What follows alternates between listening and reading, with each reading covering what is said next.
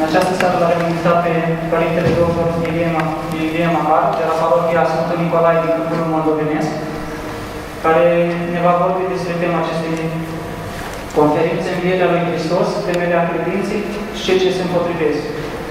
Pentru cei ce au întrebări, vă rugăm, se vor împărți biletele în sală, iar în pauza care va avea loc, vă rugăm să adune întrebările ca să le putem ști. Părinte, vă ascultăm.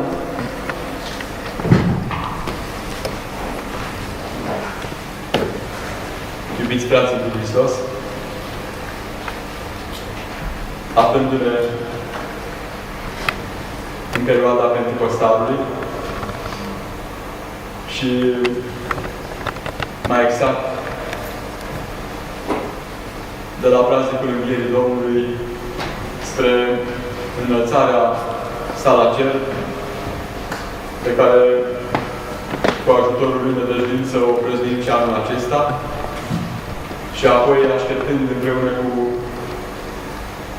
ucenicii Mântuitorului Hristos împlinirea făgăduinței venirii Mântuitorului, Duhului adevărului, la coborârea Duhului Sfânt în cea de-a 50-a zi de la Înviere. De aceea, după cum știm, perioada Pentecostalului, etimologic înseamnă etapa de 50 de zile de la Învierea Domnului Hristos, de la praznicul Învierii până la coborârea Duhului Sfânt, în ziua Cincizecimii. La sărbătoarea aceasta a Cincizecimii, cum se numea la evrei, și care a rămas ca una dintre denumiri și în vremea noastră. Noi ne-am adunat în numele Celui Înviat și în seara aceasta ca o continuare în entuziasmul mărturisirii la care ne-am angajat în calitate de creștini.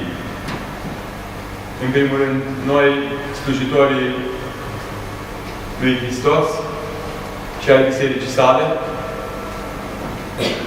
cei care am studiat teologia, adică Evanghelia lui Hristos, așa cum o mărturisește Biserica de 2000 de ani, clerici și dascăli de religie. Însă, la mărturisire și la trăirea vieții Hristos, pe care să o oferim și celor care încă nu cunosc, suntem chemați cu toții, toți creștinii, toți cei care, prin taina Sfântului Botez, am primit darul preoției universale, darul preoției împărătești, darul și responsabilitatea de a propovădui, de a ne sfinți și de a ne conduce pe noi înșine și pe cei din apropierea noastră pe care am mântuit. Însă, în același timp, noi creștini ortodoxi luăm aminte la faptul că în biserică preoția universală pe care o au toți creștinii este coordonată de către preoția sacramentală sau apostolică, de către episcopii bisericii, prin reprezentanții lor, prezbiterii sau preoții și diaconii care slujesc împreună cu ei. Însă, invitația noastră a fost în seara aceasta pentru a vorbi despre Învierea Domnului Hristos și nu atât de a teoretiza asupra actului suprem al mântuirii, cât mai mult de a mărturisi și de a ne exprima angajamentul în fața Mântuitorului, că ne vom strădui să trăim în lumina învierii Lui.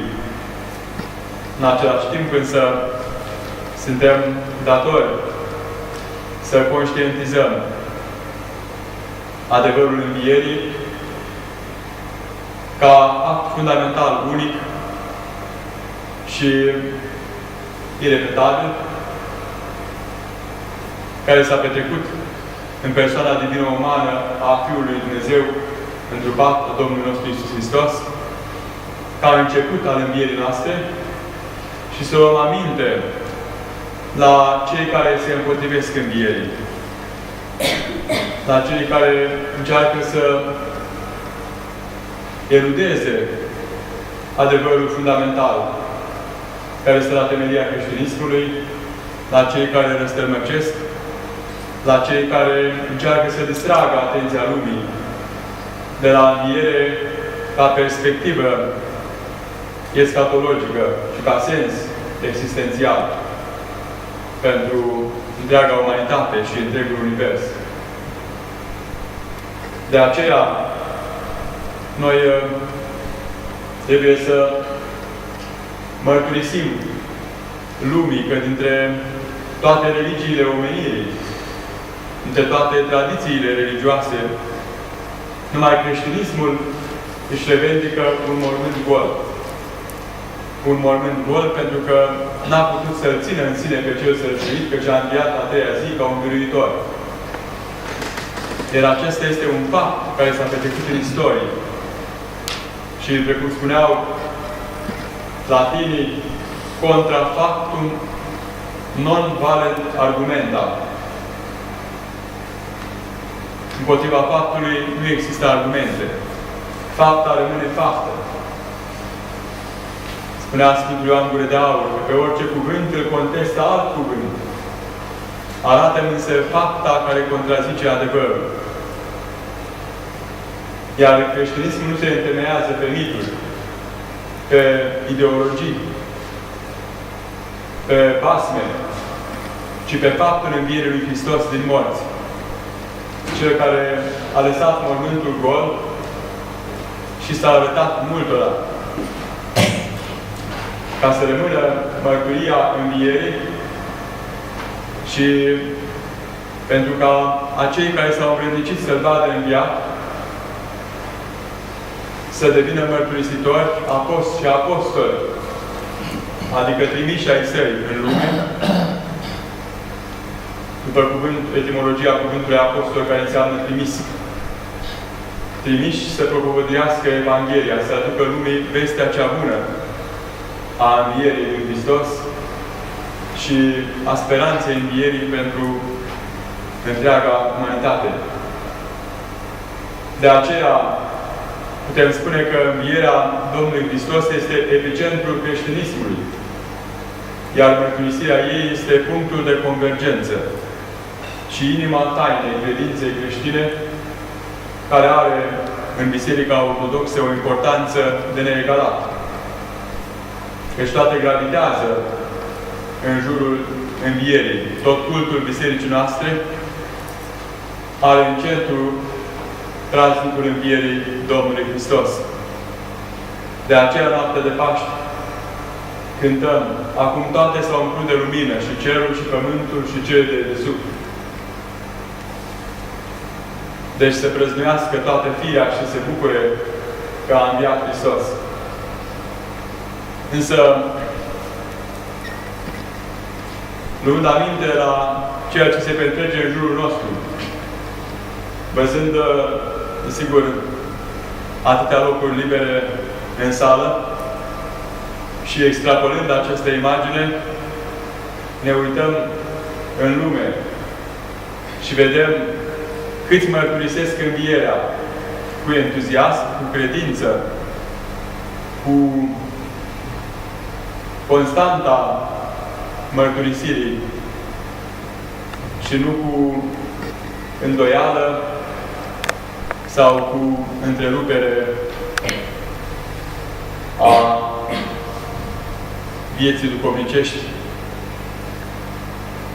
din cauza obstacolelor tentațiilor și furtunilor sau valurilor năpraznice ale mării acestei vieți. Vedem că a vorbit omului modern și postmodern, cum suntem numiți cei de astăzi, despre învierea lui Hristos, înseamnă a-ți asuma un risc precum acela pe care și l-a asumat Sfântul Apostol Pavel în Areopag, când a vorbit atenienilor despre Dumnezeul necunoscut.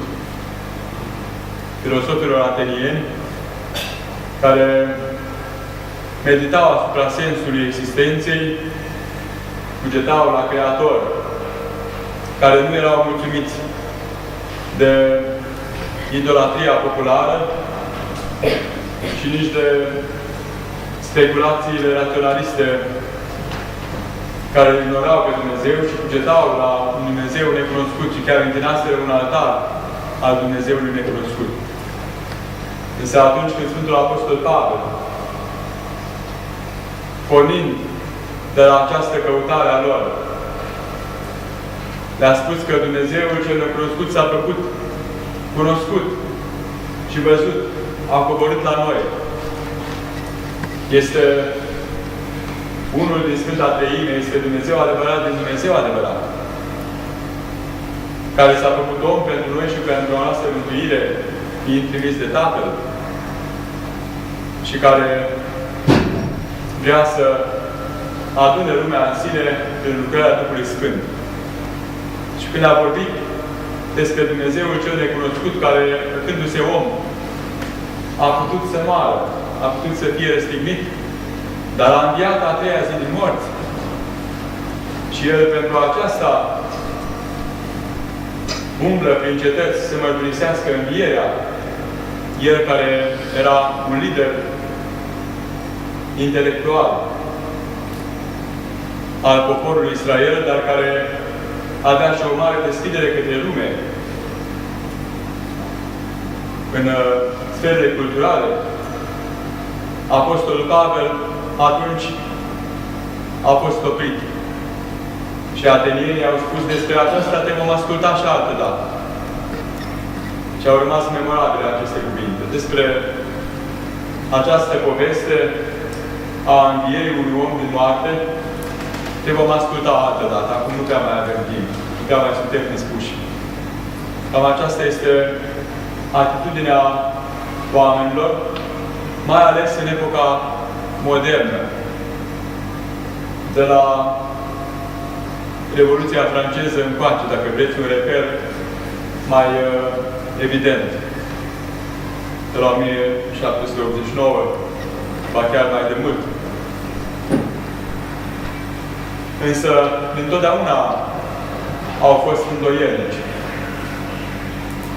Încă de la început, vestea cea bună a învierii nu a pătruns în inimile tuturor, ci s-a lovit ca de un blindaj care îmbărbia inima celor îndoielnici și necredincioși. Lucrul acesta, sigur că ne doare, însă nu ne sperie.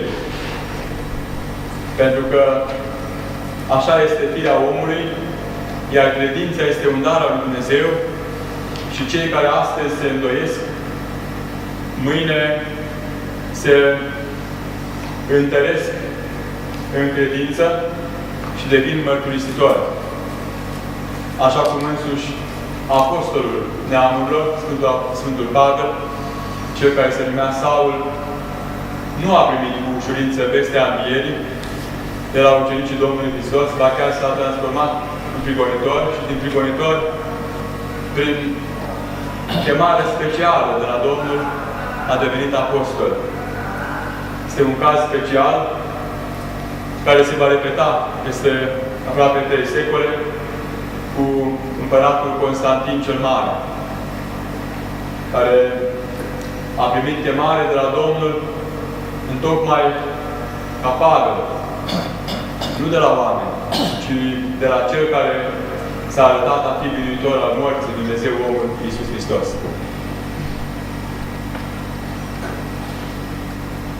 Noi vedem că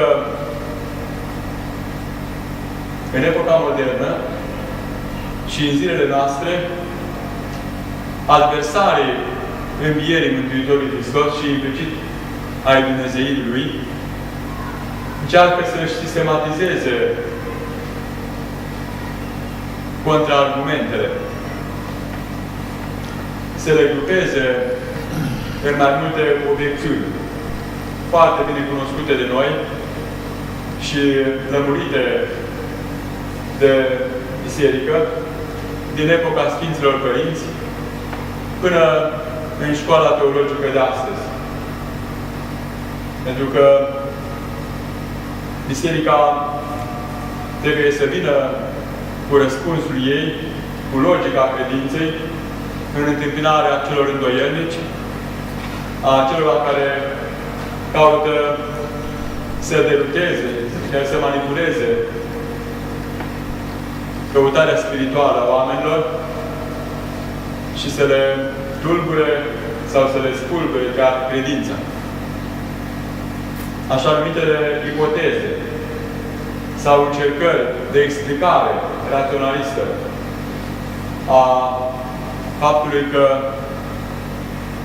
mormântul în care a fost îngropat Iisus a rămas gol și că există oameni care cred încă cum că cel răstignit și omorât ar fi înviat din morți, și anumitele ipoteze raționaliste, așadar, ne sunt bine cunoscute.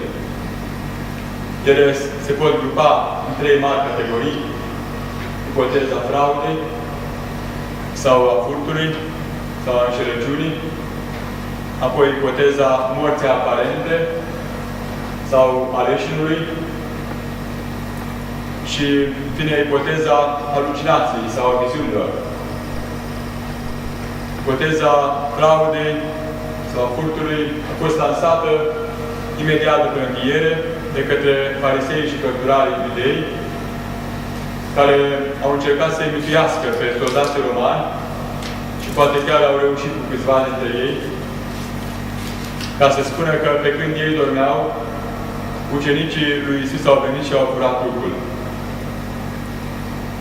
Aceasta s-a dovedit a fi falsă încă din capul locului, pentru că dacă acești soldați romani, de absurd să admitem că ar fi adormit, de unde știau ei că ucenicii ar fi furat trupul lui Iisus? Este inadmisibil să credem așa ceva, de vreme ce istoria ne arată vigilența și rigoarea îndeplinirii misiunilor de către soldații romani. Cei care erau puși atunci, cei care erau puși să fie gardieni la un mormânt, care de altfel a fost bine percepuit cu o piatră mare la intrare.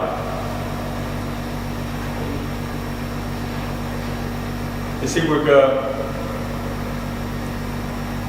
se pot spune multe despre această încercare de explicare a învierii Domnului Hristos, așa cum o arată Sfinții Evangeliști, cărțile Noului Testament, în ansamblu. Însă, este foarte bine să reținem gândirea logică, profundă, a unui mare intelectual al secolului 20, a românului Mircea Eliade, care, în volumul al 2-lea din Tratatul său celebru, Istoria ideilor, credințelor și ideilor religioase, exprimă această concluzie cu privire la adevărul creștin, la misterul răspândirii creștinismului într-un mod cu totul inofensiv,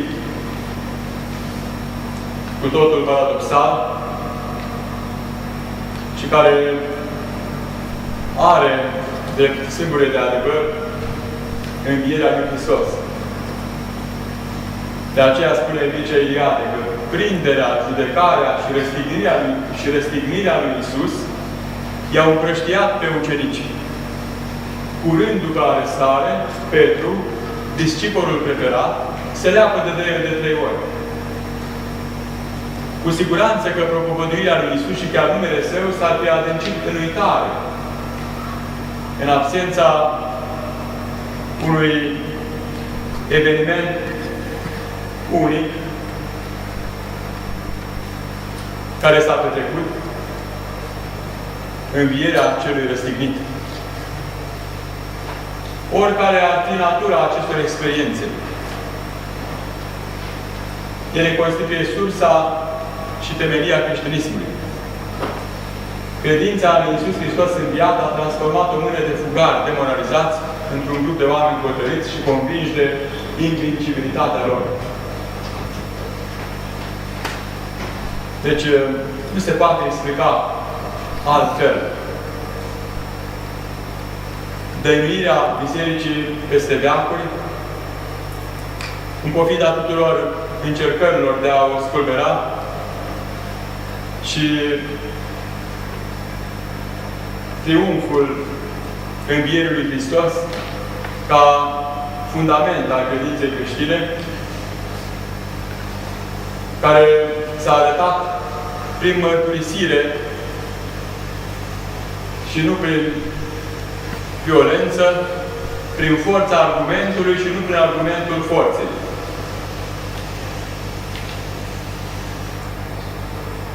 Dacă Hristos n-ar fi înviat din morți, spre Sfântul Apostol Pavel, zadarnică ar fi propovăduirea noastră, zadarnică și credința voastră. Spune Apostolul în Epistola 1 către Corinteni, capitolul 15. Învierea lui Hristos este temelia creștinismului. Și celelalte ipoteze sunt la fel de șurede. Cea de-a doua ipoteza morții aparente nu stă în picioare. A fost analizată în fel și tip. Până astăzi există încă susținători ai acestor explicații șubrede și iraționale, însă o analiză profundă, o cercetare autentică a evenimentelor și logica sănătoasă infirmă această explicație, cum că Iisus n-ar fi murit pe cruce și că și-ar fi revenit în răcoarea mormântului și ar fi reușit să iasă din giulgiurile, din giulgiul și din înfășurăturile de peste acesta și să dea piatra la o parte de la mormânt cu trupul lui anemiat, slăbit de suferință, și în felul acesta să îi amăgească pe mulți. Această ipoteză, însă, să știți că a fost reluată și circulă în vremea noastră printr-o carte scrisă de 2 autori, Gruber, Elmar Gruber și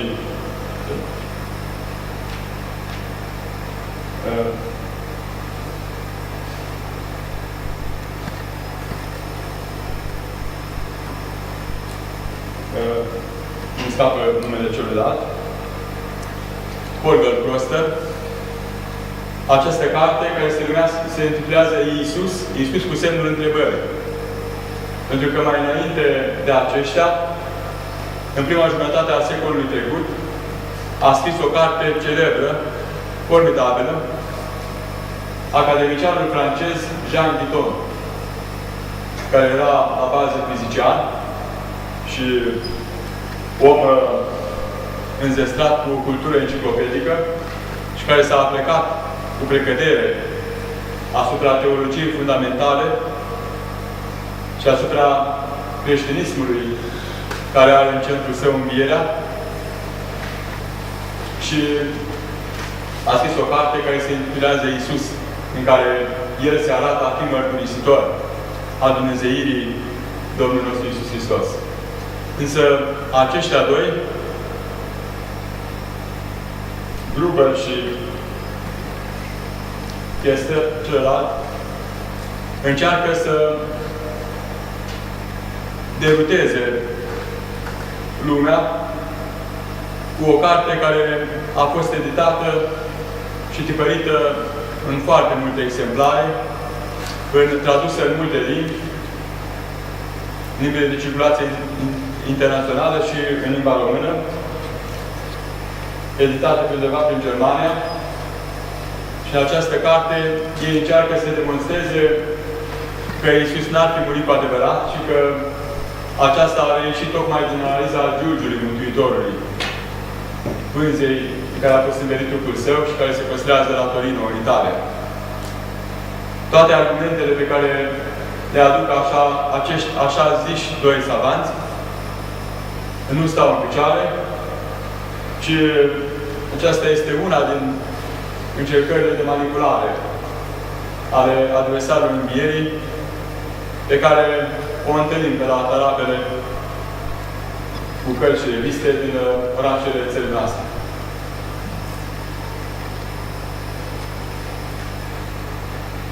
Această ipoteză a morții aparente a fost explicată și infirmată, combătută de mari oameni de știință, însă pentru noi ea rămâne absurdă datorită faptului că este cu totul incompatibilă cu ceea ce ne spun Sfinții Evangeliști despre învierea Domnului Hristos.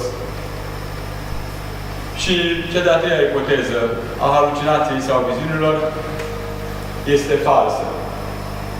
Pentru că nu puteau să fie înșelați atâția oameni,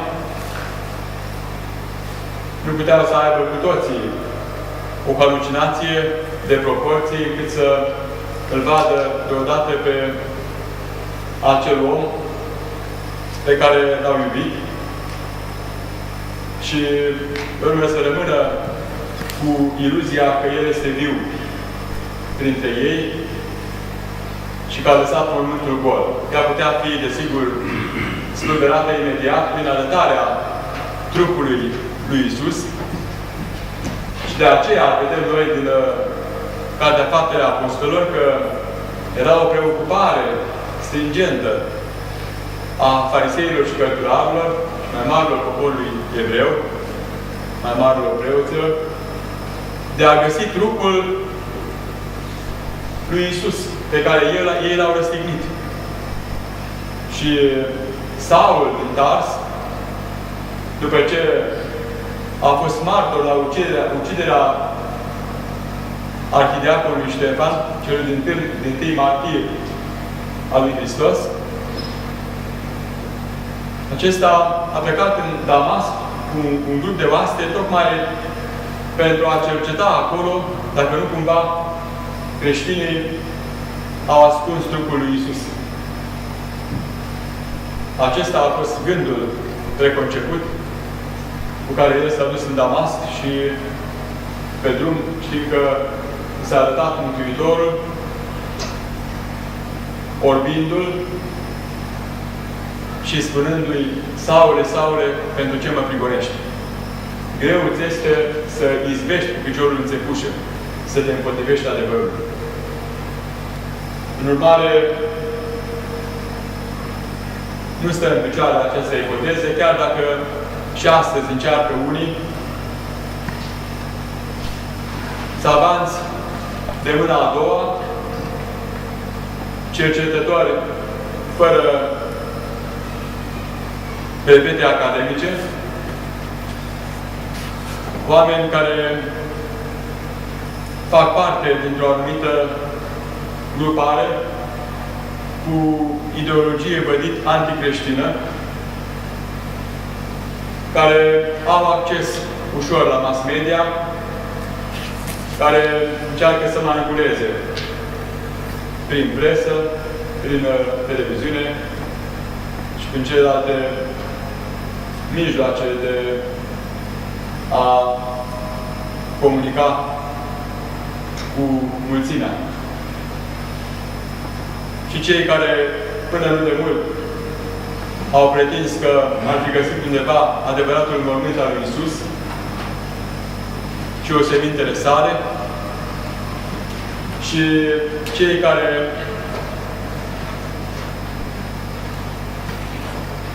încearcă să explice într-o manieră gnostico-manicheică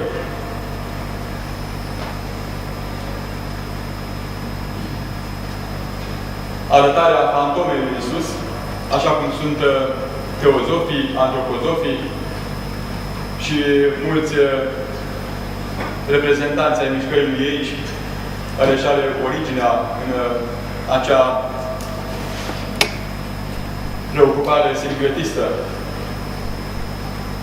de a oferi o alternativă la adevărul de credință al Bisericii. Toți aceștia se spulberă și devin praf și cenușă în fața pietrei din capul ungului. Cum a fost prăpățit Mântuitorul și cum el însuși a făcut referire la acel citat din Psalm, că piatra pe care n-a băgat-o înseamnă ziditorii, aceea a ajuns să fie cu capul unghiului. Și toți cei care peste care va cădea această piatră se vor spulbera. Toți cei care nu vor lua în seamă piatra aceea din capul unghiului, care susține întregul edificiu al credinței cele drepte, al concepției despre lume și viață, care îți dă sens existenței, care te direcționează pe calea cea dreaptă și nu te lasă să plutești în derivă, ca un naufragiat pe marea înfălturată a acestei vieți. De aceea, fără a zăbăvi de-a mult asupra acestor aspecte raționaliste, noi trebuie să știm că, din punct de vedere logic, din punctul de vedere al exprimării academice, al raportării la ceea ce înseamnă știință, la ceea ce înseamnă dreaptă judecată, bazată pe experiență și pe evidența observației. Adevărul învierii lui Hristos ca dovadă fundamentală a Dumnezeirii sale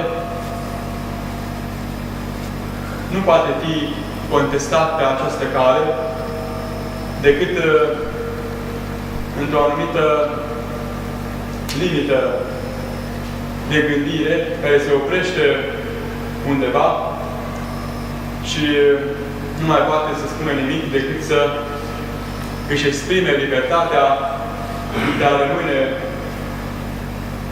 împietriți în această necredință.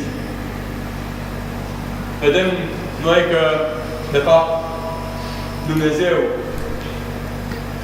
Cel care l-a înzestrat pe om cu rațiune și cu libertate și cu simțire, Cel care a imprimat chipul Său omului atunci când a creat și care are drept coordonate esențiale rațiunea, voința și sentimentul, El respectă aceste daruri fundamentale. Îl lasă pe om să gândească, să caute. De aceea,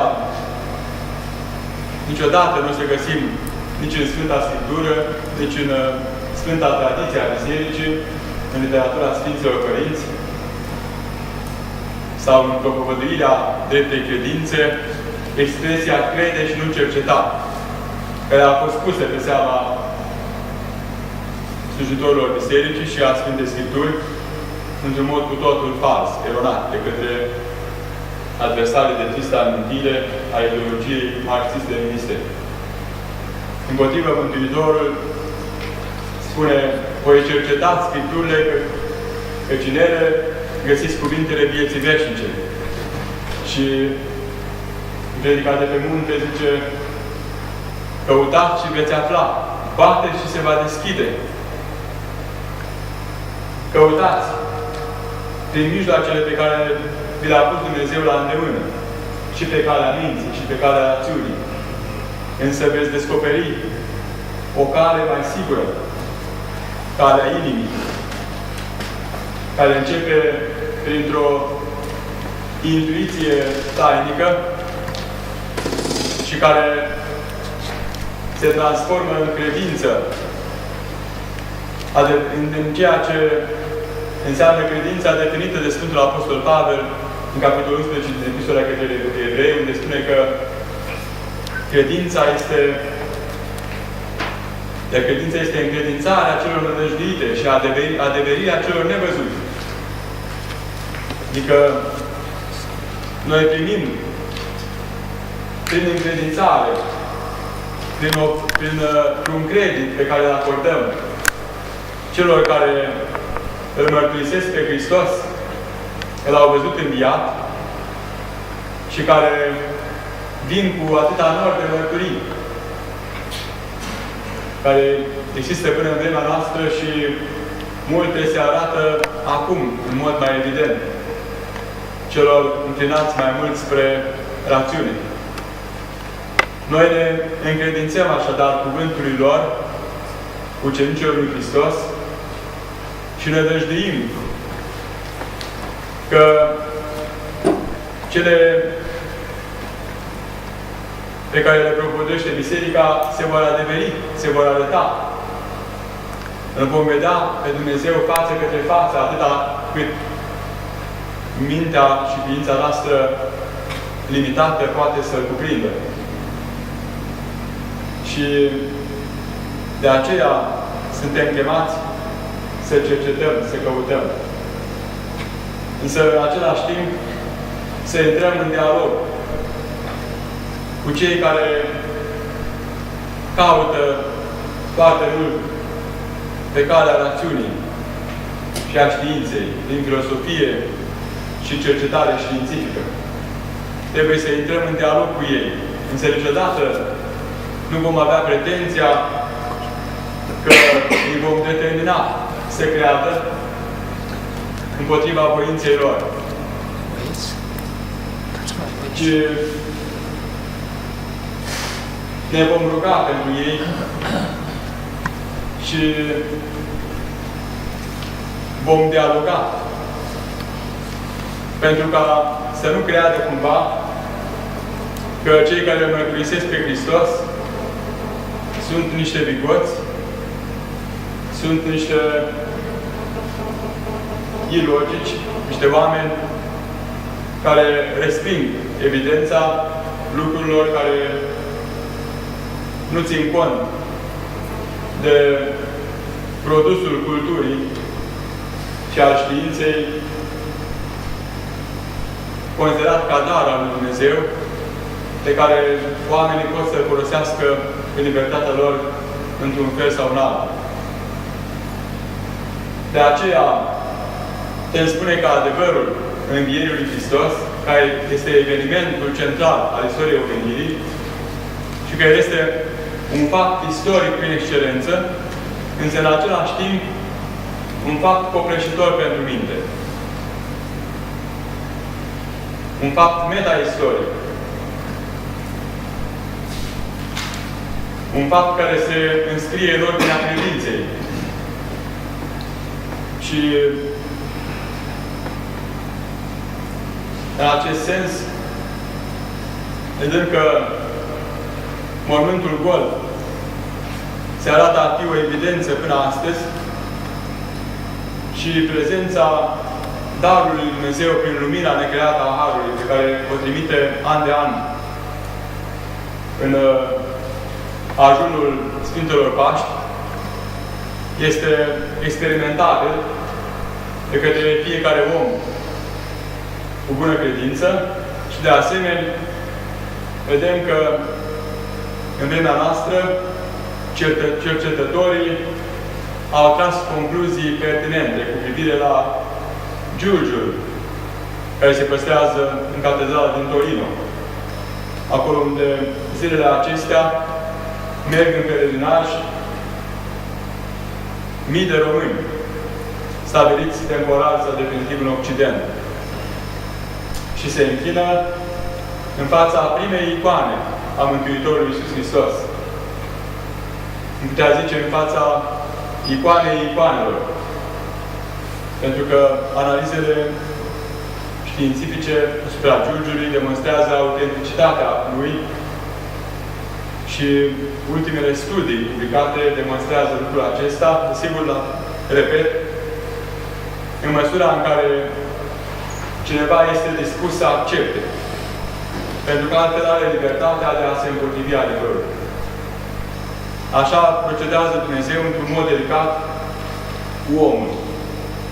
Cu omul cel căzut în păcatul neascultării, cu omul care are mintea întunecată și voința slăbită și sentimentele denaturate. Cu omul adamic care poartă păcatul strămoșesc al protopărinților și care chiar dacă a fost eliberat de acest păcat prin taina Sfântului Botez, a fost botezat de mic și are martori asupra acestui fapt, nașii și părinții, el totuși continuă să manifeste consecințele acestui păcat, pentru că Dumnezeu nu vrea să înlăture libertatea umană.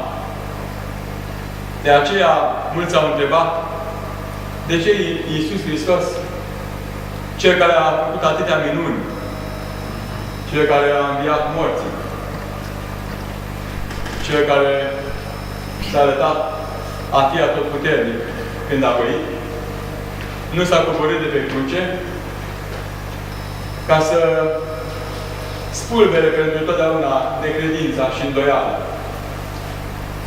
și să pună capăt nedreptății și răului. Sigur că i-a preocupat pe mari gânditori, filozofi, scriitori, lucrul acesta. Știți că Dostoevski, marele romancier rus, în Frații Karamazov, exprimă această meditație. Zice, tu nu te-ai coborât de pe cruce când cei de jos își băteau joc de tine strigându-ți: coboară-te acum de pe cruce, vom vedea și vom crede în tine. Tu nu te-ai coborât de pe cruce pentru că nu voiai să-i câștigi printr-o minune, ci așteptând o credință liber consimțită din partea lor, iar nu una prilejuită de un miracol. Ceea ce doreai tu cu ardoare era o dragoste sinceră, iar nu extazul unui rob ce a vârât pe veci frica în oase. Și mai târziu, în vremea noastră, un mărturisitor al lui Hristos din epoca stalinistă, care s-a născut în familie de evrei, Alexandru Mel, și a devenit preot ortodox, Părintele Alexandru Mel, într-o carte de-a sa scrie: dacă Dumnezeu, dacă Mântuitorul Hristos s-ar fi arătat celor necredincioși ca înviat, ca să-i înfricoșeze, aceasta ar fi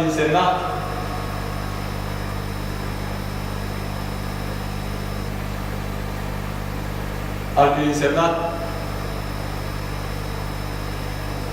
estomparea libertății pe care Dumnezeu a dorit-o omului. Stoparea voinței libere a omului de a se împotrivi lui Dumnezeu. Deci, vedem că Mântuitorul Hristos se respectă mai departe acest dar al libertății. Și lasă oamenii să judece, să caute, să se convingă. Pentru că există atâta nor de mărturii, cum spune Sfântul Apostol Pavel. Și nu s-a arătat Mântuitorul înviat decât celor care îl iubeau pe El. Mironosiților femei, femeile cucerice, care au arătat curaj mai mult decât ucenicii și care mergeau să păstreze tradiția de a unge cu miresme trupul celui mort și pus în mormânt, s-a arătat ucenicilor săi de mai multe ori, s-a arătat la peste 500 de frați, spune Sfântul Apostol Pavel Corintenilor, dintre care unii trăiau, puteau să dea mărturie despre învierea sa, despre prezența reală, fizică, a celui care a fost pus în mormânt. Și nouă Mântuitorul Hristos ne-a lăsat atâta nor de mărturii, ne-a lăsat Sfintele Scripturi, pe care nu le-a scris El, dar cuvintele Sfintelor Evanghelii îi aparțin și au fost consemnate de cei 4 evangeliști, Matei, Marcu, Luca și Ioan, sub inspirația Duhului Sfânt, pentru că Dumnezeu a voit să rămână consemnat esențialul, ceea ce este nouă necesar pentru mântuire. Și pentru ca să rămână apoi și cuvintele Sfântului Apostol și Sfântului Evanghelist Luca despre istorisirea evenimentelor de după înviere și înălțare, după pogorârea Sfântului Duh și modul cum se dezvolta Biserica lui Hristos și cum se desfășura misiunea în lume a apostolilor. De aceea noi suntem chemați să mărturisim pe Hristos și să luăm aminte la provocările care ne stau în față. De 2000 de ani au fost tot felul de provocări, însă nu foarte diferite între ele. Și lucrul acesta a fost studiat, a fost analizat, cercetat prin cercetarea științifică-teologică asupra ereziologiei creștine și asupra adversității unui segment din lumea culturală, filosofică și științifică, de 2000 de ani încoace. Și când va mai îngădui Dumnezeu forma actuală a creației sale, a lumii. De aceea, legat de titlul conferinței în seara aceasta, din cadrul Asociației Studenților Creștini Ortodoxi Români, filiala Suceava, trebuie să punctăm câteva aspecte asupra a ceea ce înseamnă provocarea mărturisirii creștine astăzi. Și să arătăm că apostolii au întâmpinat opoziție în vremea lor, apologeții creștini din primele veacuri, de asemenea, mulțimea martirilor din primele 3 secole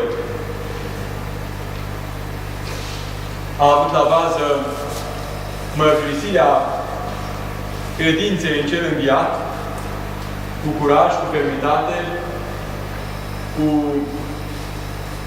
tărie, cu iubire. Însă, în același timp, au rămas atâția irozi de o parte și atâția farisei și atâția pilați și atâția târcari potrivnici care se provoace multe rău mărturisitorului lui Hristos. Și dacă din anul 313, prin voia lui Dumnezeu și prin chemarea specială la credință a împăratului Constantin cel Mare, Biserica a primit de plină libertate, vrăjmașul diavol și duhurile necurate care le slujesc, îngerii cei căzuți, au găsit noi modalități de a zădărnici misiunea Bisericii. propovăduirea adevărului învierii lui Hristos. Și cunoaștem din istoria bisericească universală despre provocările ereticilor,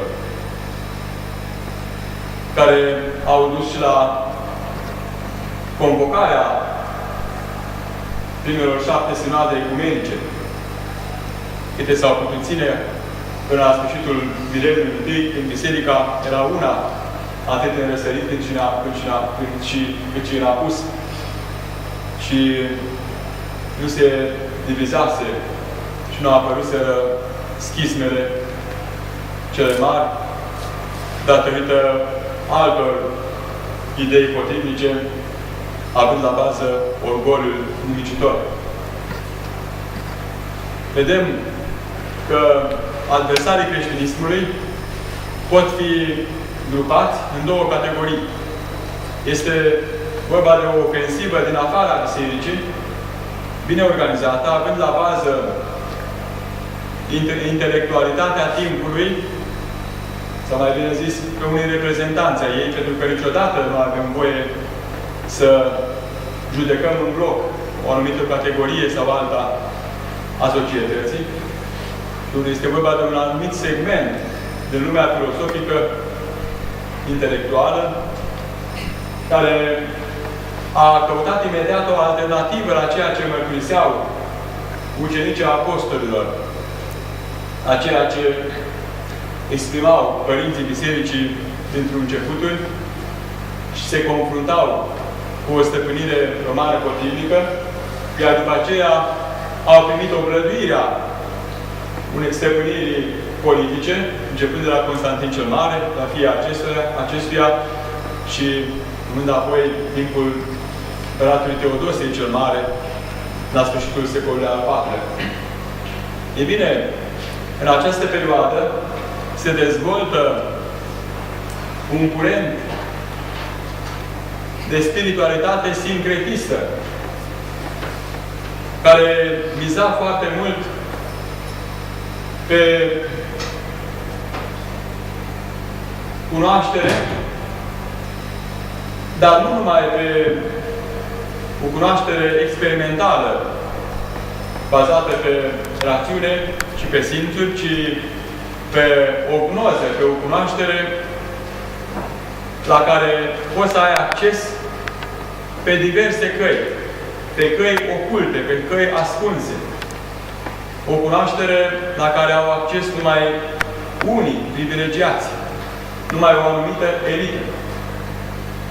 Însă, pentru a accede la gnoză, la o astfel de cunoaștere, trebuie să ai în vedere o serie întreagă de aspecte și așa s-a creat un amalgam de idei și credințe pseudo-religioase,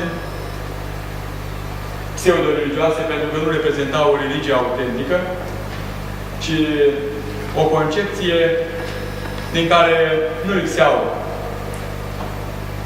idei preluate din religiile păgâne ancestrale, de la vechii egipteni, de la asiro-babilonieni, de la greci și de la romani, de la perși sau iranieni și numai puțin de la iudei, din mozaism. Și acest curent numit sincretism a luat anumite direcții. În secolele 4, 5, 6, o direcție foarte înverșunată împotriva bisericii a reprezentat-o gnosticismul maniheic, care separa radical între bine și rău, între materie și spirit, care și-a însușit și ideea de metempsicoză sau de reîncarnare din străfundurile cugetării asiatice, care de fapt pătrunseseră de mult în gândirea greco-romană și mai ales la filosofii greci, fiind prezentă și la Platon, și la Pitagora, la Platon, după aceea și la alții. Și a venit foarte bine această concepție despre reîncarnare ca alternativă la ceea ce învăța Biserica. despre învierea lui Hristos ca temei, ca fundament și ca început al învierii oamenilor. Deci acesta este un aspect. Și această ofensivă din afara Bisericii, ofensiva iudeo-gnostică și apoi gnostico-manicheică, s-a desfășurat în primul mileniu într-un mod mai ascuns. A luat diferite nuanțe în bogominism, în secolele 8, 9, 10, în partea de răsărit a Imperiului Romano-Bizantin. Apoi în Apus, unde Imperiul creștin se destrămase. A luat alte forme, în numele de fabricianism și apoi, la mijlocul mileniului, la cumpăra dintre mileniile 1 și 2, s-a dezvoltat catarismul. Au apărut catarii și albigenzii. Patarinii în Italia, albigenzii în sudul Germaniei și catarii în Franța, care de fapt răspândeau aceleași idei iudeo-gnostice. Și pe fundalul acestor curente care se manifestau în mod ocult, adică ascuns, și lumea evrească, mozaică, care se răspândise acum destul de mult în apusul Europei, a dezvoltat un curent sincretism în cadrul iudaismului, diferit de linia tradițională rabinică, mozaică, a Talmudului, și anume curentul numit Cabala. Cabala, etimologic, înseamnă tradiție, ea are, sigur, o carte, și-o numit sacră, fundamentală, Zoharul. Și astăzi este foarte la modă și este expusă în diferite broșuri, cărți, reviste, fiind un segment important din cadrul mișcării nuierice. Și, desigur, mergând pe firul istoriei, ereziologiei anticreștine, vedem că gnosticismul a reînviat prin neocnosticism, care s-a manifestat la începutul epocii moderne, prin mișcarea spiritistă, care avea în centrul ei, ca practică, necromanția, adică ghicirea din dialogul cu morții. Spiritismul sau necromanția are la bază concepții gnostice, iudeo-gnostice. Și în centru, desigur, ca alternativă, ideea de reîncarnare, adică aceste spirite, aceste suflete, pot fi chemate în ajutor printr-un anumit ritual, printr-un anumit medium, printr-o anumite persoane care se deschid și care pot să primească informații. Și noi avem celebrul caz în istoria culturii noastre al scriitorului Bogdan Petruceviu Hajdeu, care a scris o carte, Sic Cogito, așa cuget, o carte spiritistă prin excelență, numită la noi la români, în mediile acestea neognostice, Biblia Spiritismului. Însă spiritismul a fost ideologizat, a fost filozofat într-un curent ce se numește teozofie. Și acest curent a fost la modă în epoca modernă până la începutul secolului 20, prima jumătate a secolului 20, în Europa Occidentală. El a avut lider mai întâi pe o rusoaică, Elena Blavatsky, dar nu intrăm în toate amănuntele acestea. Însă, sigur, și liderii europeni au ajuns prin India, prin țările asiatice, preluând foarte multe idei din tradiții religioase hinduse și budiste. Apoi a apărut teozofia în inima Europei, în Austria, lui Rudolf Steiner, care, filosof speculativ fiind și ținând o mulțime de conferințe în universități și în mediile publice, și a expus concepția lui pălit anticreștină și falsificatoare printr-o mulțime de cărți. Tipărite și traduse acum în vremea noastră, cărțile lui Rudolf Steiner. El este și întemeitorul unei școli alternative, numită școala Waldorf, care era cât pe ce, din nefericire, să fie bine implementată și în țara noastră după 90 încoace, cu educație și cu niște principii total anticreștine, bazate pe concepția despre reîncarnare, despre yoga, meditație transcendentală și multe alte rătăciri, care în aparență nu sunt dăunătoare, dar care au consecințe nefaste în perioada imediat următoare a formării tinerilor în această direcție. Și sigur că apogeul acestei mișcări neocnostice o constituie astăzi mișcarea New Age.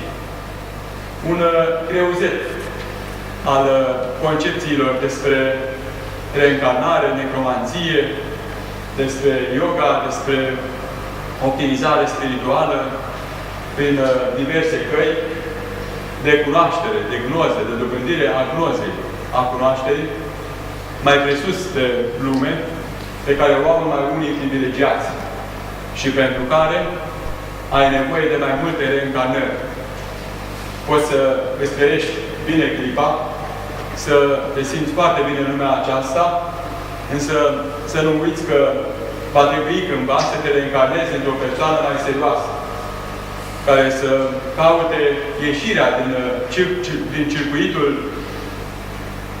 din ciclul recurent al reîncarnării.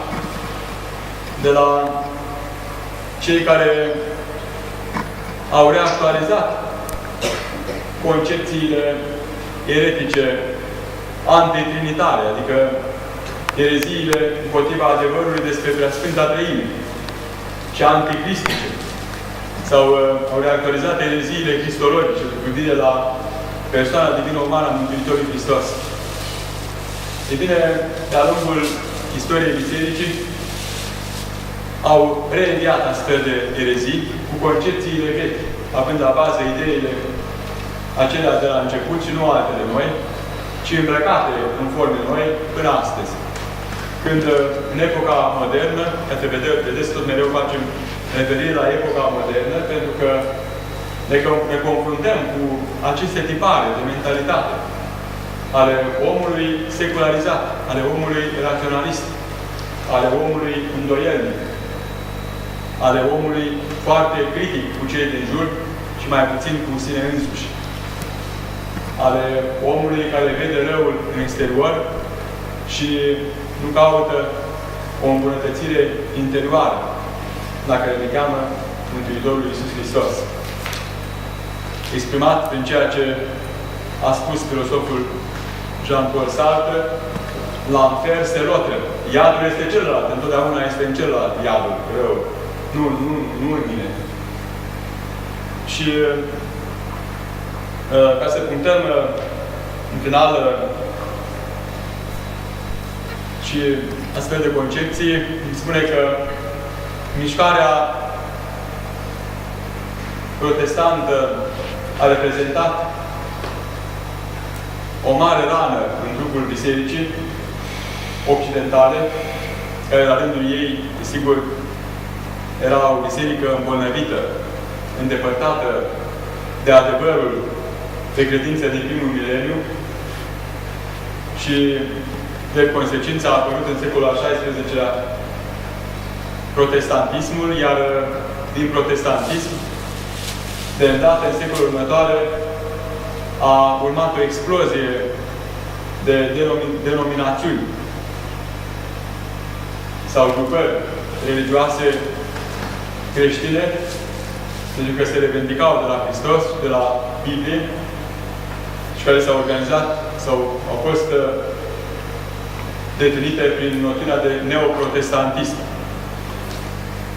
Sigur, nu putem să spunem că baptiștii, nu ca și cult recunoscut de statul român și de alte state, ci ca grupare sectară, care a apărut în în secolul XVII și s-a dezvoltat mai târziu, în America mai ales și atunci și la noi. Nu putem spune că ei sunt adversari ai învierii lui Hristos întru totul, însă modul lor de manifestare și îndepărtarea lor de trăirea autentică a vieții creștine, care s-a arătat a fi unitară în primul mileniu, și ereziile care stau la baza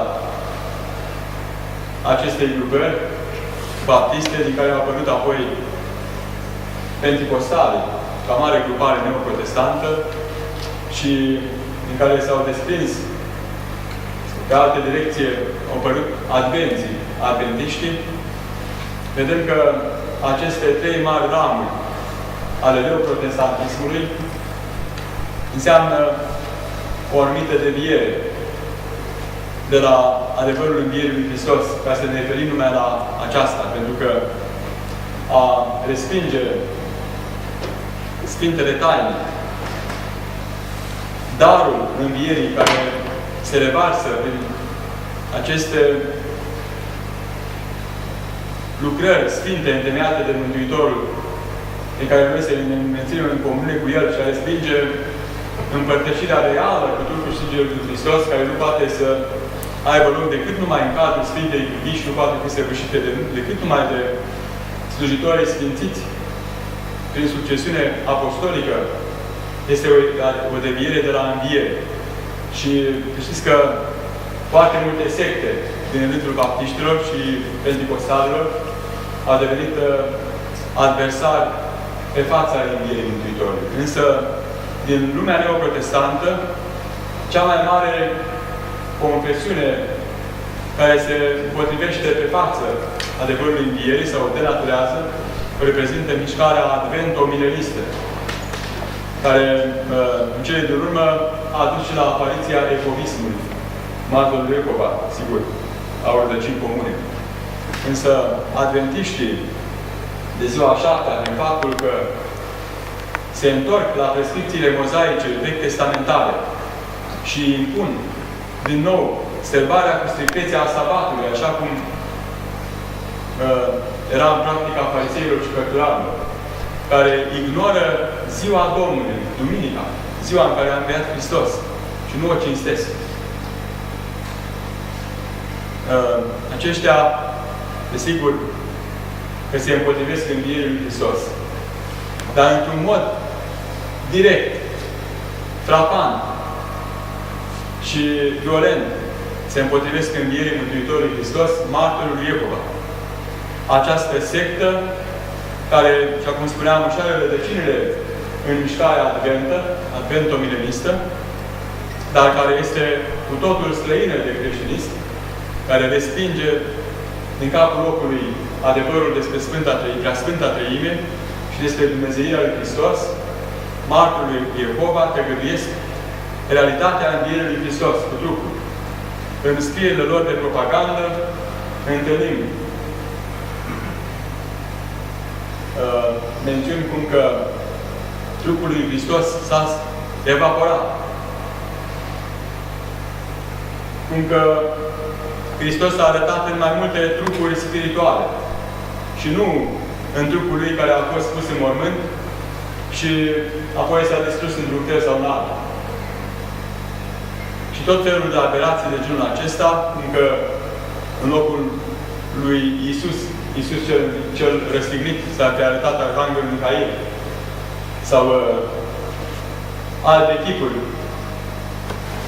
care s-au dat drept Iisus, cel înviat, și tot felul de răstălmăciri pe care ei le fac asupra Noului Testament sunt ofensive, îndreptate împotriva Bisericii lui Hristos.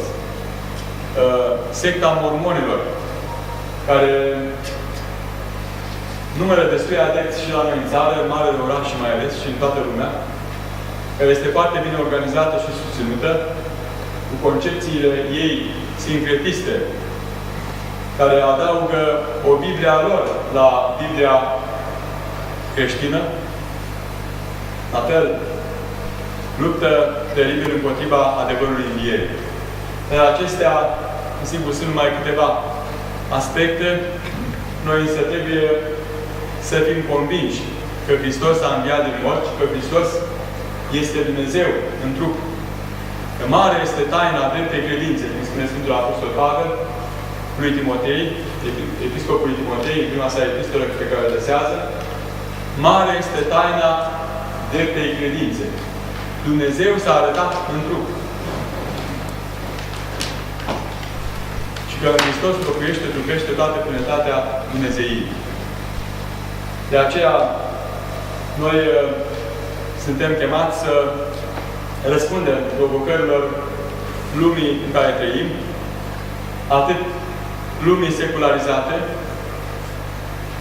care a pierdut busola, care se revendică de la creștinism și își afirmă cultura întemeiată pe adevărul evanghelic, însă uită să se manifeste ca adevărați creștini și trăiesc ca și cum Dumnezeu nu ar exista. Aceasta înseamnă, în esență, secularizare. A trăi în virtutea timpului și a nu lua în seamă faptul că aici ai de petrecut doar câteva decenii prin care trebuie să te pregătești pentru eternitate.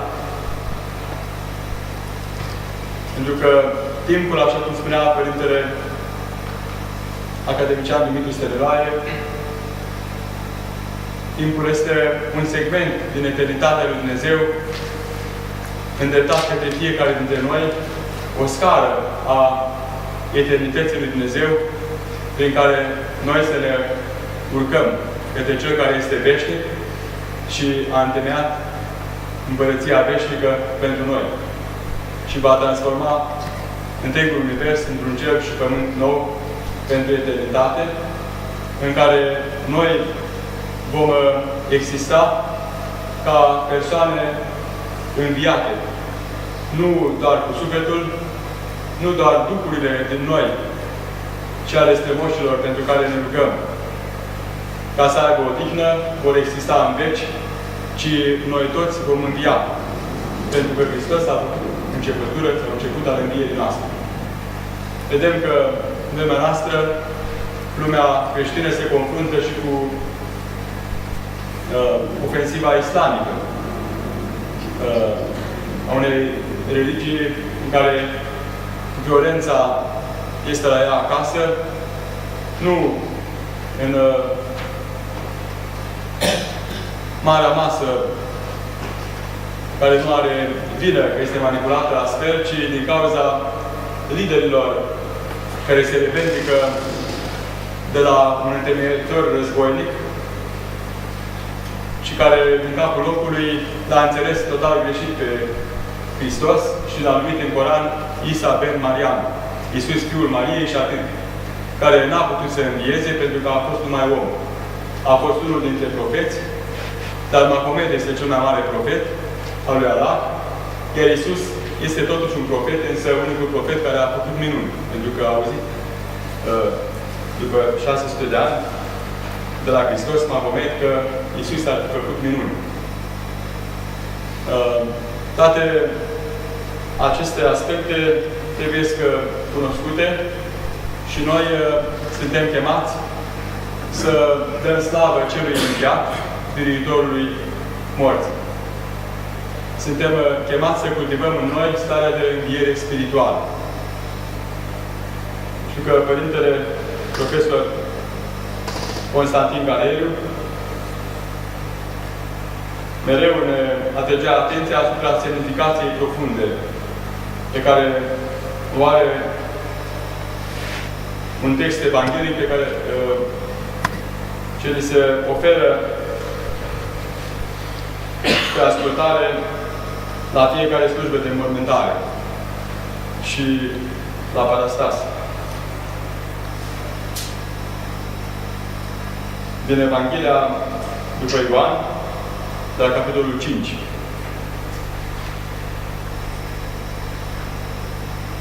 Adevărat, adevărat, vă zic vouă, cel ce ascultă cuvântul meu și crede în Cel care m-a trimis pe mine, are viață veșnică.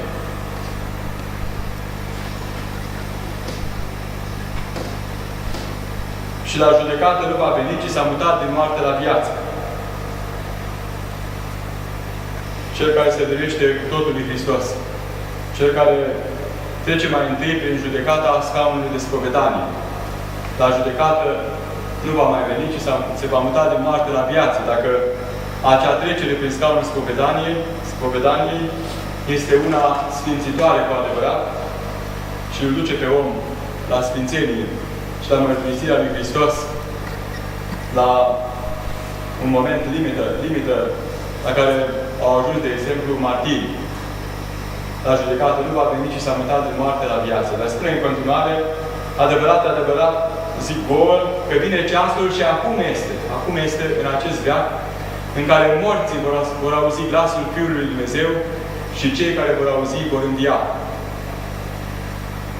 Și aici suntem mereu atenționați asupra faptului că acum, în acest veac, cei care sunt cuprinși de moarte spirituală, aceia care poartă goldul păcatului strămoșesc și consecințele acestui păcat, aceia vor auzi glasul Fiului lui Dumnezeu și vor învia. Și se referă aici la învierea spirituală pe care o primim în dar, în taina Sfântului Botez, despre care Sfântul Apostol Pavel spune în Epistola către Romani, text la fel pe care îl ascultăm de fiecare dată când se oficiază taina Sfântului Botez, că precum că ne înglobăm cu El în moarte prin botez, pentru că precum Hristos a înviat din morți pe slava Tatălui, tot astfel noi să înviem spre înnoirea vieții. Și învierea spirituală se primenește, se reactualizează prin cel de-al doilea botez, prin taina mărturisirii, sau a pocăinței, sau a spovedaniei, la care suntem mereu chemați. Vine ceasul și acum este când morții vor auzi glasul Fiului lui Dumnezeu și cei care vor auzi vor învia. Și câți nu înviază din moartea păcatului, din diverse patimi și este bucurie în cer pentru un păcătos. Mai mare bucurie în cer pentru un păcătos care se pocăiește decât pentru 99 de drepți care n-ar avea nevoie de pocăință, spune Mântuitorul. Referindu-se la învierea din moartea păcatului a celor care au această tărie și colaborează cu Harul Duhului Sfânt.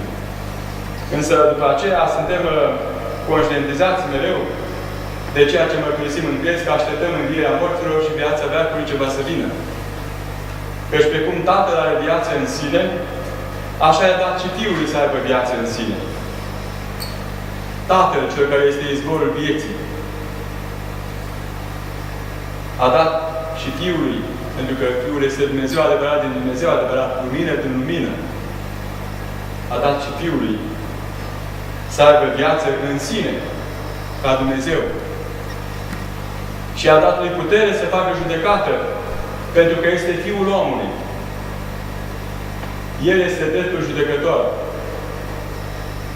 Lui i-a dat putere Tatăl să facă judecată întregii lumi, pentru că El și-a asumat firea omenească cu afectele, cu neputințele, cu slăbiciunea ei. Și, cum spune Sfântul Apostol Pavel în Epistola către Evrei, întrucât El însuși a fost ispitit, poate și celor ce sunt ispitiți să le ajute, celor ce se ispitesc. Și adesea alunecă în păcat.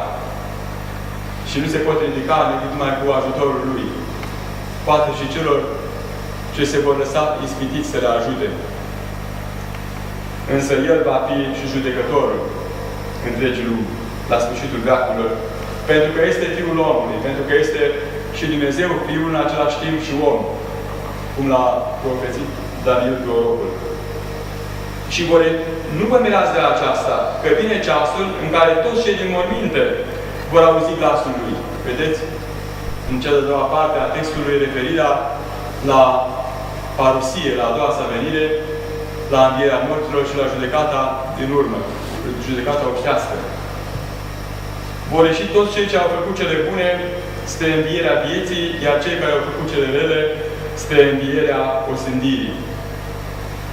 Eu nu pot să fac de la mine nimic, precum aud, judec, spune Mântuitorul, dar judecata mea este dreaptă, pentru că nu caut voia mea, ci caut voia celui care m-a trimis. Deci, el precum aude, judecă.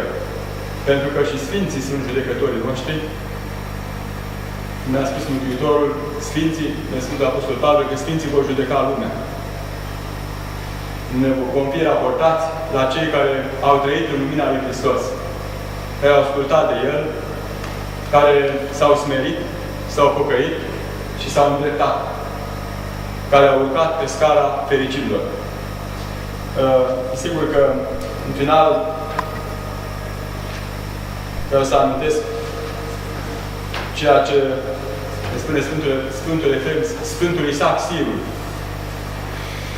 că toate păcatele nu sunt decât un punct de țărână înaintea lui Dumnezeu, toate păcatele oamenilor. Dar singurul păcat adevărat este acela de a ignora, de a nu lua în seamă pe cel înviat. De a sta departe de Hristos. Așa cum un segment atât de important în lumea în care trăim, lumea numită secularizată, aceea supusă vremelnicii, ispitelor și grijelor acestei vieți pământești, stă departe tot mai mult de Hristos. Și nu își face timp să mai citească cuvântul Sfintei Scripturi, să se roage Mântuitorului, să participe la Dumnezeiasca liturghie, cel puțin în duminici, și devine înrobită televizorului, internetului, afacerilor, grijelor și plăcerilor lumești. De aceea suntem chemați să fim mărturisitori ai Domnului Hristos și față de cei care se arată adversari ai învierii sale, ca sens și speranță ultimă și fundamentală a existenței noastre, față de aceștia, noi trebuie să avem o atitudine fermă, nu duplicitară, ci una luminată și întărită de Cel care este biruitorul morții, de Hristos Domnul. De aceea, față de cei care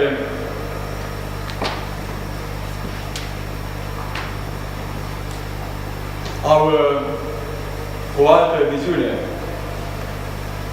noi trebuie să mărturisim adevărul învierii. Pentru că omenirea are mulți învățători spirituali, religioși, precum Buddha, Lao Tzu, Confucius sau Mahomet sau alții. Însă un mântuitor adevărat are doar în Iisus Hristos. Îmi spune Sfântul Apostol Pavel, spuneau Sfinții Apostoli înaintea prigoritorilor, că nu este nimeni altul prin care să ne mântuim noi, decât Domnul nostru Iisus Hristos, care a înviat din mort și ai cărui martori suntem noi. De aceea, adepților altor căi spre mântuire, spune foarte frumos un teolog occidental, german. Spune foarte frumos din punctul de vedere al teologiei fundamentale. Adepților altor căi spre mântuire, noi trebuie să le mărturisim inteligibil, cu smerenie, dar fără teamă, actul suprem al Fiului lui Dumnezeu de pe cruce și din dimineața învierii.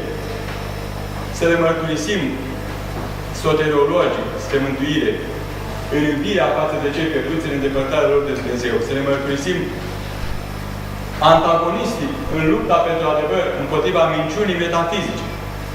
Și în fine să le mărturisim doxologic, spre preamărirea numelui care este mai presus de orice nume. Ca în numele lui Iisus Hristos, tot genunchiul să se plece, al celor cerești și al celor pământești și al celor de desubt. Și să mărturisească toată limba că Domnul este Iisus Hristos, într slava lui Dumnezeu Tatăl. Amin. Vă mulțumesc pentru atenție. Aceste cuvinte din urmă le-a spus un mare gânditor, teolog occidental, germană, Bayerhaus. Și sunt memorabile, după cum am făcut foarte mult. Și de aceea le-am reprodus. Pentru cei ce au întrebări din sală și care vor câteva lămuriri, pot să scrie pe foaie întrebări și să le aduc în față.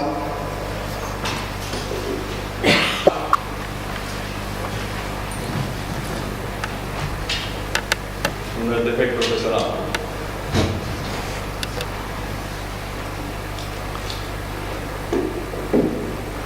Vorbeați în discursul dumneavoastră de metempsicoză.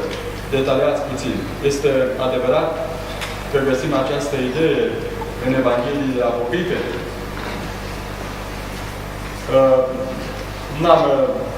Nu știu dacă în Evangheliile așa numite apocrife există prea multe referiri la metempsicoză, adică la reîncarnare. Aceasta înseamnă metempsicoză. Însă știu foarte bine, din mai multe materiale, că mișcarea mieici de astăzi vine cu această obiecțiune, această acuză la adresa părinților Bisericii lui Hristos, spunând că de la Împăratul Constantin cel Mare încoace, preoții, mai mari preoților, ierarhii, teologii, părinții Bisericii, au scos din Biblie pasajele care se refereau la reîncarnare. Și că în așa numitele Evanghelii apocrife, adică texte falsificatoare la adevărul evanghelic, apărute mai târziu.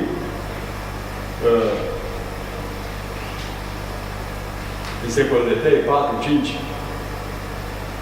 cum ați auzit că s-a făcut altă propagandă pentru Evanghelia lui Iuda și altele, ar susține ideea de reîncarnare pe care au scos-o preoții din Biblie. Este total fals. Noi, din punctul de vedere al studiului științific asupra istoriei și fenomenologiei religiilor, știm că această concepție despre reîncarnare există acolo unde se manifestă acolo unde nu există credința într-un Dumnezeu personal, transcendent și creator al lumii din nimic. Deci ne atrăgea mereu atenția, mai ales profesor de istoria și filosofia religiilor, domnul Rebus Rus, că în istoria religiilor vom observa că această concepție despre metempsicoză sau reîncarnare există cu predilecție acolo unde nu se mărturisește credința într-un Dumnezeu personal, transcendent, adică dincolo de lumea aceasta creată, și creator al lumii din nimic și nu dintr-o materie preexistentă. Deci nu are nicio legătură reîncarnarea cu creștinismul, ci este o deviere, sigur, o concepție denaturată, care vine din fundurile istoriei și ca o nostalgie, dacă vreți, a ideii de înviere, a speranței în renaștere, în salvare din moarte, estimată din cele mai vechi timpuri, iată, de exemplu, prin poziția înmormântării, prin stropirea cu ocru, cu substanță roșie a cadavrului, a oțemintelor, a cadavrului și o așezarea cadavrului în poziție închircită în mormânt, ca și cum ar sta în pântecele mamei, în speranța că el va reînvia. Sigur, și în felul acesta a apărut și ideea de reîncarnare în comparație cu observația asupra naturii. Că toate se manifestă într-un ciclu recurent. Toamna mor, se oferesc, mor, iar primăvara renasc și o iau de la cap. Însă nu este valabilă, sigur, în cazul omului care este destinat, este persoană după chipul lui Dumnezeu și destinat existenței veșnice. În forma în care l-a creat Dumnezeu cu trup și suflet. Care ar trebui să fie atitudinea noastră în aceste vremuri postmoderne? Cum putem fi conștienți de pericole, fără însă a ne pierde și pe noi înșine?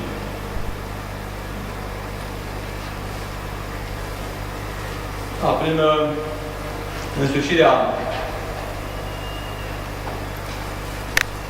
într-un mod sistematic și conștiincios a adevărului învățăturii de credință, ca să cunoaștem bine identitatea de creștin, identitatea spirituală și prin trăirea adevărului creștin în Sfânta Liturghie, ca și centru al vieții noastre spirituale, iar în particular prin rugăciunea continuă adresată Mântuitorului Hristos, prin spovedanie mai deasă și împărtășirea cu mai multă vrednicie și nu atât de rar cum se întâmplă cu trupul și sângele Domnului Hristos în cadrul Sfintei Liturghii.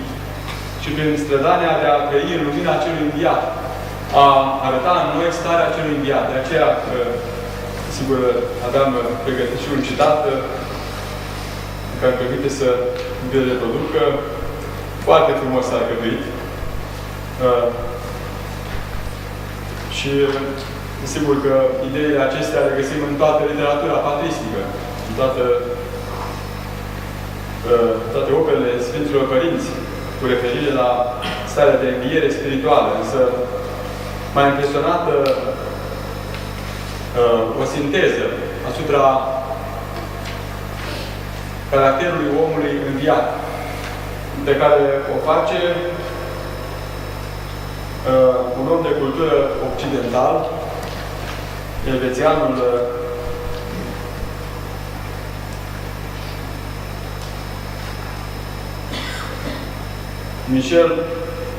Michel Queneau, într-o carte care a fost tradusă de mare profesor Părintele Vasile Răducă, Înviere și icoană, se cheamă această carte.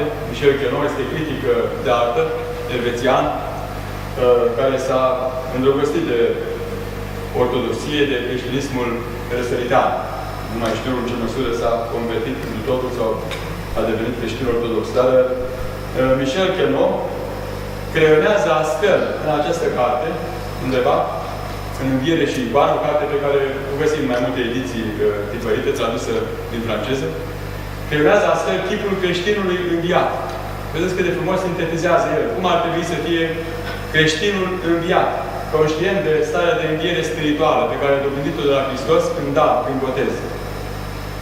În ce ne privește, noi suntem niște înviați când trăim în unire cu Hristos, devenind totodată oglinda Lui și transparenți lucrării Lui.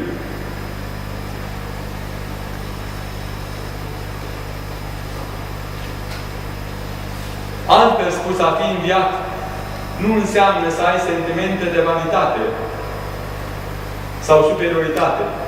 Dimpotrivă, fiecare pas pe lumină aduce cu sine o tot mai mare conștientizare a propriilor opacități, slăbiciuni și neputințe.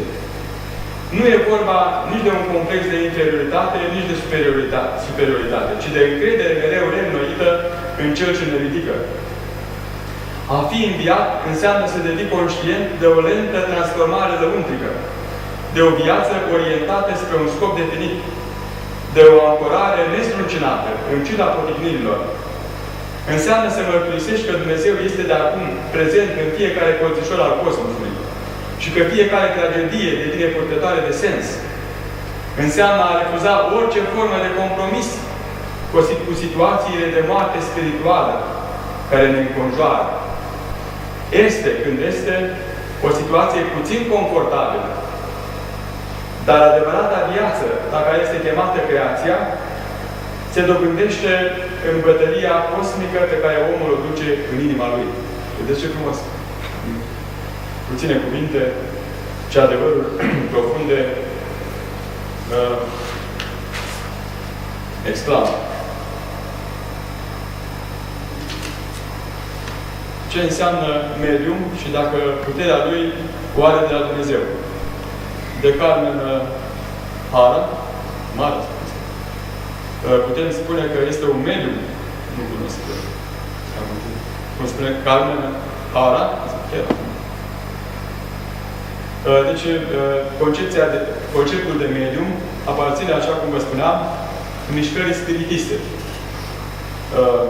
A apărut la mijlocul secolului al XIX-lea și preluat apoi de teozofi. Spiritiștii și astăzi susțin că există anumite persoane, anumite medium, adică capacități paranormale, capacitatea de a se deschide dialogului cu un spirit din lumea de dincolo, cu Duhul cuiva, sufletul cuiva, pe care ei îl cheamă prin un ritual specific. Ritualul de invocare a duhurilor morților, de a se spune a duhurilor rele, pentru că așa este în esență, și ne avertizează asupra acestui fapt, ne avertizează Cuvântul lui Dumnezeu. Încă din Vechiul Testament, în Cartea de Deuteronom, la capitolul 18, suntem atenționați de către prorocul Moise, Sfântul prorocul Moise, inspirat de Dumnezeu asupra practicilor spiritiste care se manifestau și atunci, de atunci. Apoi, mai târziu, cărțile regilor, vedem că Saul, primul rege al lui Israel, cel care s-a încălcat voia lui Dumnezeu și s-a tulburat la minte, a apelat la vrăjitoarea din Endor. Și aceasta l-a ajutat să intre în legătură cu spiritul profetului Samuel. Profetului care trecuse la cele veșnice și care fusese de mare ajutor regiului. Și Saul ajunge prin intermediul acestei vrăjitoare să intre în dialog cu spiritul lui Samuel. Dar este fals. Pentru că el are este supus unei înșelăciuni demonice.